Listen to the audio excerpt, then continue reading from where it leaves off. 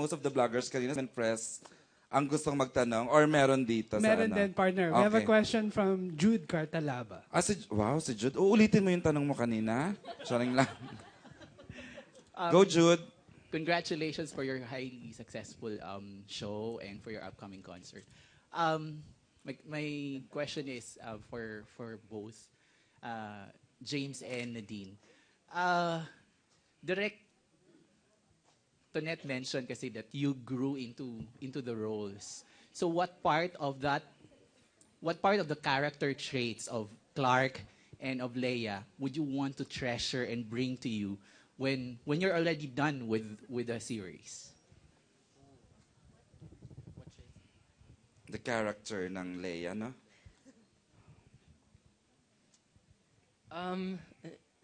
Well, Clark is he's pretty perfect. Yeah. Kilig. So I don't know. I guess I'd like to be like Clark. I mean, in real life and realistically, I can't love as perfectly as him. But I guess, yeah, if I could, I would like to. Okay. Si Nadine as Leia naman. Ako po, gusto ko po yung dedication ni Leia sa pamilya niya. As in, kahit nahihirapan siya, Ako, kahit... very you pala talaga si Leia. Ano? Yeah, but... Oo nga, that. Anong gusto mo sabihin ko? That I don't have? Ang hirap, wait lang. Time is up. Ay. Actually. Ayun na po. Hindi, I guess kasi ako hindi ko kaya yung ginagawa ni Leia na magtatrabaho abroad. Kasi mahirap yon and malungkot. Na malayo ka sa mga mahal mo sa buhay. But then it's very fulfilling kasi alam mong natutulungan mo po sila.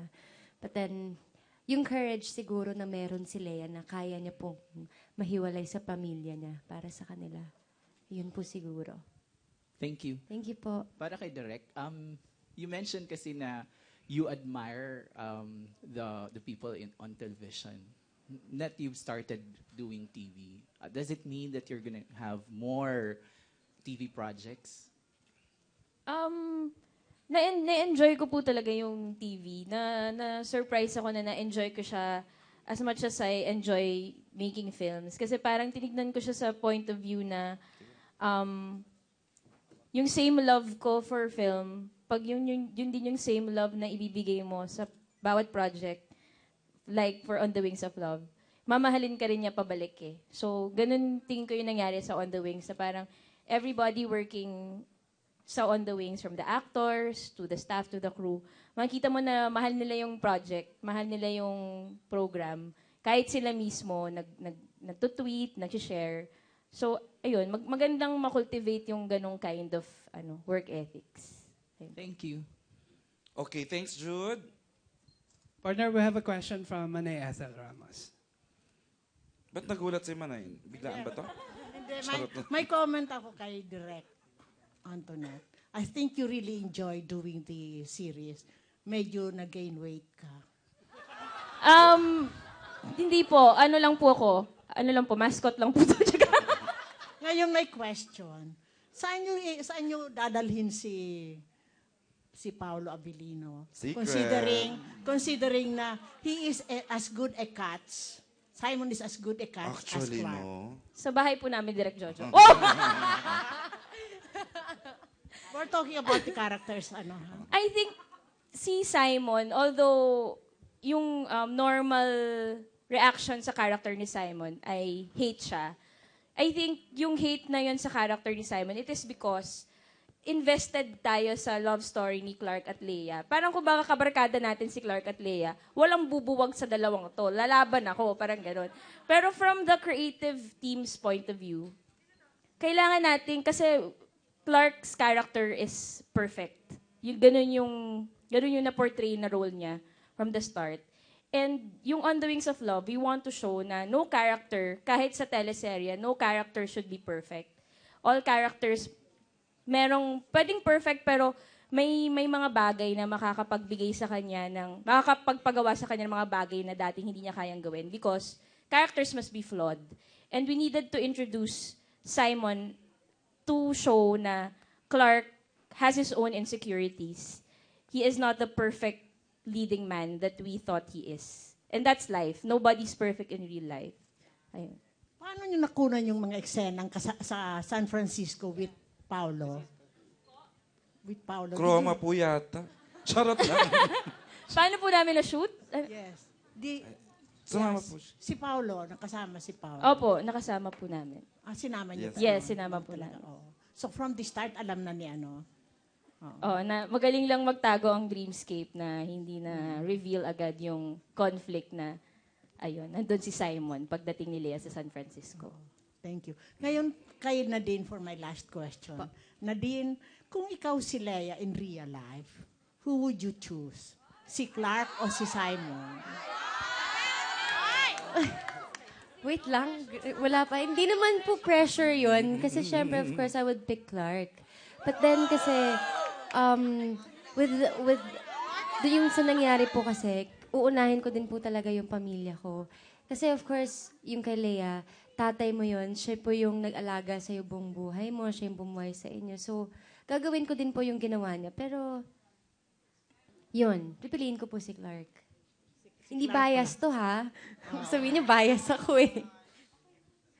Si Direct Jojo, kanino nyo gustong pumunta sa ending sana si Lea if you had a Kaya choice? susunod. Katulad po na sinabi namin kanina, syempre wishing po kami for happy ending. So dapat silang dalawa siguro. Hindi, kung wala, disregarding kung happy o hindi ang ending. Tita Ethel. Fishing. Oo nga. Last 9 days na lang naman, Tita Ethel. Malapit na yan. Yung walang mahuli yan. Kasi ang bait-bait na ni Simon sa ending. Ha? Very lovable na siya. Yes. Nakita mo, alam mo na yung ending ko. Hindi, pag pinanood mo, Opo. nagiging mabait na siya.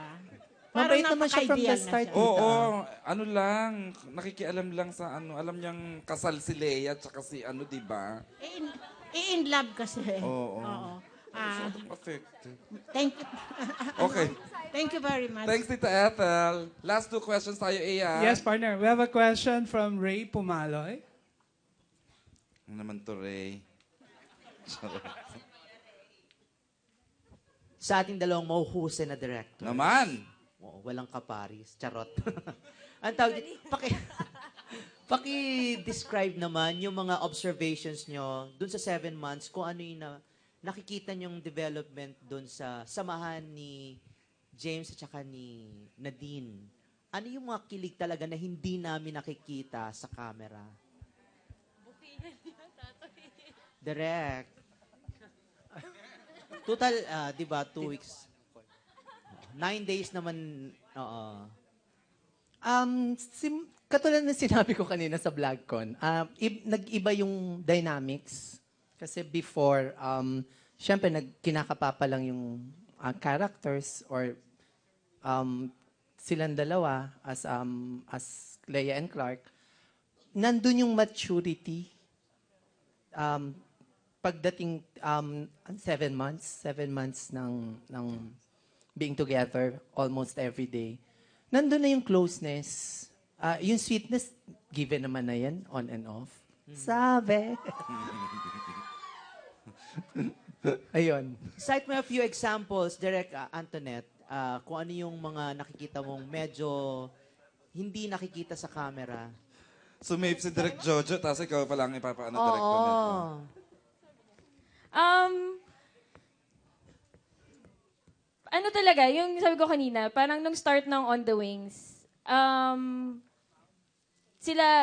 artista sila, James and Nadine. Pero after 7 months, nakita mong stars na sila. Parang they've grown into stars. So, nakakatuwa na parang nag-grow sila eh. Nag-grow sila as actors, as people, ganyan. Tsaka nakausap ko si na James tsaka Nat Sate. Parang si James, nagugustuhan na niya yung acting. Nagugustuhan niya yung craft. And when you deal with them both, makikita mo na yung